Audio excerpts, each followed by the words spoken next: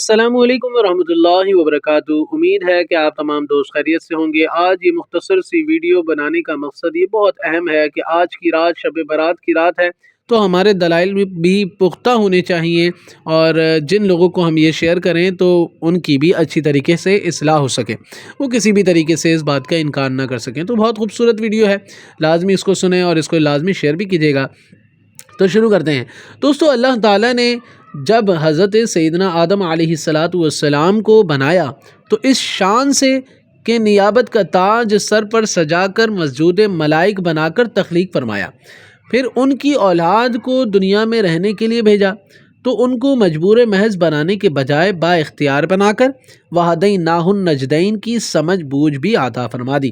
اب جو انسان اعمال صالحہ کے رسیا ہوئے،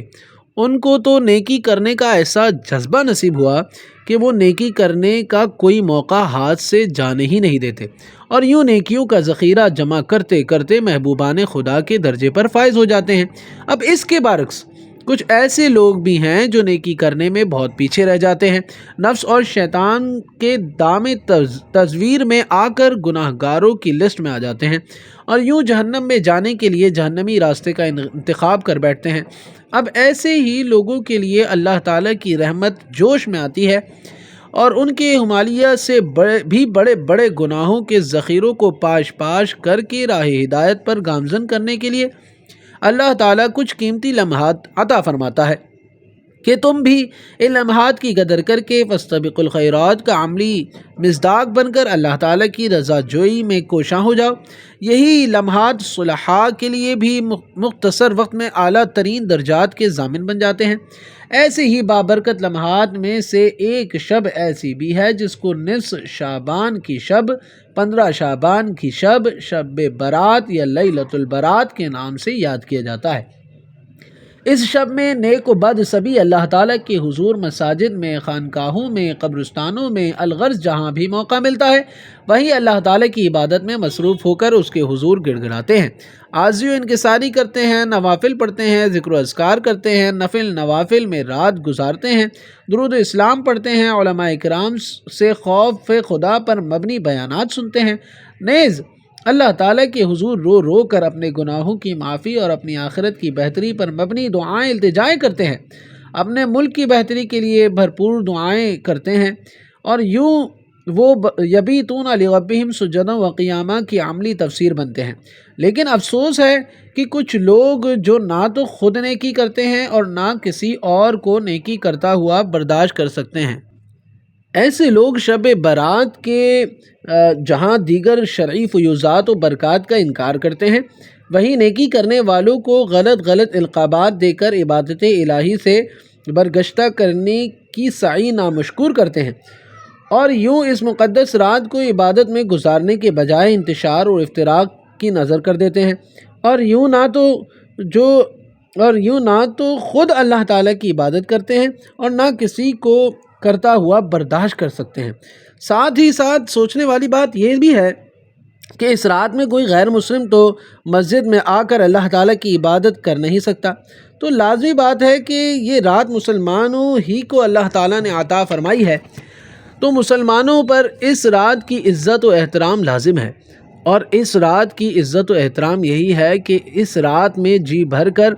اور دل لگا کر اللہ تعالیٰ کی عبادت کی جائے، اور اپنے نامہ اعمال کو اللہ رب العالمین کی رحمت سے معمور کرنے کی سعی جمیلہ کی جائے۔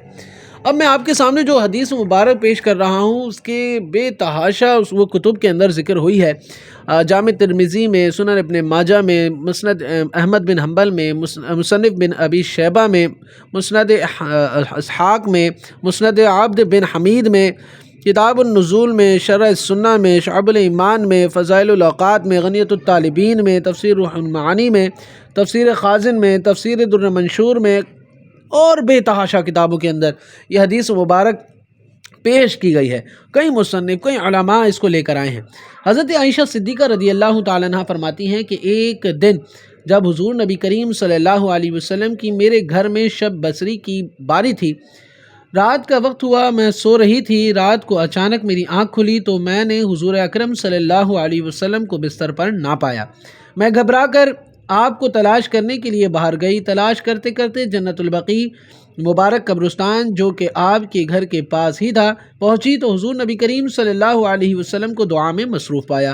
حضور اکرم صلی اللہ علیہ وسلم نے ارشاد فرمایا کہ کیا تم نے یہ گمان کیا کہ اللہ تعالیٰ اور اس کے رسول صلی اللہ علیہ وسلم تم سے خیانت کریں گے؟ میں نے عرض کیا کہ یہ بات نہیں، لیکن میں نے یہ گمان کیا کہ آپ اپنی کسی دوسری زوجہ محترمہ کے پاس تشریف لے گئے ہیں۔ آپ صلی اللہ علیہ وسلم نے ارشاد فرمایا بے شک اللہ تعالیٰ 15 شعبان کی رات کو آسمان دنیا پر اپنی شان کے مطابق تشریف فرماتا ہے اور قبیلہ بنی کلب کی بکریوں کے بالوں سے بھی زیادہ لوگوں کی بخشش فرما دیتا ہے۔ یہ حدیث مبارک آپ سن رہے ہیں کہ کیا آقا کریم سرور کائنات صلی اللہ علیہ وسلم نے فرمایا کہ اس رات اللہ تعالیٰ بنی کلب کی بکریاں یہ جو تھی نا ان کے جسم پر بال بے تحاشا تھے، تو جب ہی آقا کریم صلی اللہ علیہ وسلم نے فرمایا ان بکریوں کے بالوں سے بھی زیادہ، یعنی اتنی زیادہ تعداد میں اللہ تبارک و تعالی کوئی اپنے سر کے بال نہیں گن سکتا، اس بکری کے بالوں کو گننا ناممکن سے بھی زیادہ ناممکن تھا، تو کتنی تعداد میں اللہ تبارک و تعالی اس رات میں لوگوں کی بخشش فرماتا ہوگا کہ آقا کریم صلی اللہ علیہ وسلم نے اس بات کا ذکر فرمایا ہے۔ اور ایک اور حدیث جو اسی کے مطابق اسی کی طرح دوسری احادیث مبارک دوسری کتب کے اندر بھی ذکر ہوتی ہیں اور ان کتب کے اندر بھی ہیں کہ حضرت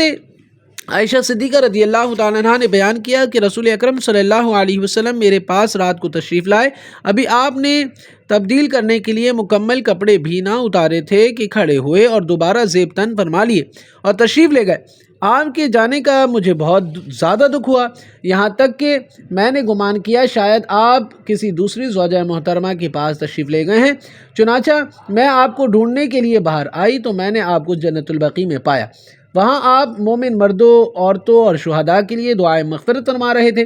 میں نے کہا میرے ماں باپ آپ پر قربان ہو، آپ اپنے رب کی کام میں مصروف ہیں اور میں دنیا کی حاجت میں تھی۔ چنانچہ میں گھر واپس لوٹی تو میری سانس بہت زیادہ پھولی ہوئی تھی۔ رسول اکرم صلی اللہ علیہ وسلم تشریف لائے تو فرمایا یا عائشہ یہ سانس کیسے پھولی ہوئی ہے؟ میں نے عرض کیا کہ میرے ماں باپ آپ پر قربان ہو، آپ تشریف لائے اور لباس اتارا، تبدیل کرنے کے لیے ابھی مکمل بھی نہیں اتارا تھا کہ آپ دوبارہ تیار ہو کر تشریف لے گئے۔ مجھے شدید غیرت آئی کہ شاید آپ کسی دوسری زوجہ محترمہ کے یہاں تشریف لے گئے ہیں، یہاں تک کہ میں نے آپ کو جنت البقیع میں دیکھا، وہاں آپ جو عمل فرما رہے تھے وہی فرما رہے تھے جو آپ ہی کی شان کے لائق ہے۔ آپ نے ارشاد فرمایا عائشہ تم اس بات سے گھبرا گئیں کہ اللہ تعالیٰ اور اس کے رسول صلی اللہ علیہ وسلم تم سے خیانت کریں گے؟ میرے پاس جبریل علیہ السلام آئے اور انہوں نے کہا کہ یہ رات نصف شعبان کی رات ہے اور اللہ تعالیٰ اس رات قبیلہ بنی کلب کی بکریوں کی تعداد کے بالوں کی تعداد کے برابر لوگوں کو جہنم سے آزاد فرماتا ہے۔ لیکن اللہ تعالیٰ اب کن لوگوں کی اس رات بخشش نہیں ہوتی وہ بھی لازمی سنیں۔ اللہ تعالیٰ شرک کرنے والے کی طرف تعلقات توڑنے والے، آج کل تعلقات توڑنے والے بہت زیادہ ہیں، بھائی بہن سے ناراض ہو گئی، بھائی بہن بھائی سے ناراض ہو گیا، کتنے ایسے لوگ دیکھے ہیں جو خاندانوں میں ایک دوسرے کا منہ نہیں دیکھتے۔ تو فرمایا تعلق توڑنے والے کی بخشش اس رات میں نہیں ہوتی، اور تکبر سے چادر لٹکانے والے، آج کل جیسے کہ تکبر سے لوگ اپنی چادروں کو اونچا رکھتے ہیں، غریبوں کو پوچھتے نہیں ہیں، ان کا خیال نہیں کرتے، ان سے محبت نہیں کرتے، تو ایسے لوگوں کی بھی اللہ تعالیٰ اس رات میں بخشش نہیں فرماتا۔ اسی طرح والدین کے نافرمان، کہ جو والدین کے نافرمان ہیں ساری عمر گناہوں میں گزار دی، والدین کی نافرمانی میں گزار دی، ان کو تکلیفات دینے میں گزار دی، تو ایسے لوگوں کی بھی اس رات بخشش نہیں ہوتی۔ شراب بنانے والا، پینے والا، بیچنے والا، ان تمام کی بھی اس رات بخشش نہیں ہوتی۔ اور بھی احادیث مبارک میں کئی لوگوں کا ذکر ہوا ہے جیسے کہ کینہ پرور، ان لوگوں کی بھی اس رات بخشش نہیں ہوتی۔ لہٰذا خدا را انسانیت سے محبت کریں، مسلمانوں سے محبت کریں، دوسروں کی عیب جو یہ نہ کیا کریں، پیچھے ان لوگوں کے عیب تلاش نہ کیا کریں، ایسے حرکتوں سے محفوظ رہیں، اپنے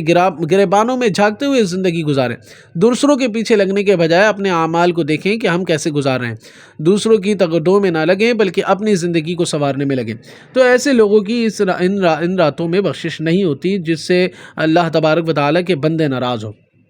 پھر جب آگے فرمایا پھر آپ نے کپڑے رکھے اور فرمایا عائشہ کیا تم مجھے اس رات عبادت کرنے کی اجازت دیتی ہو؟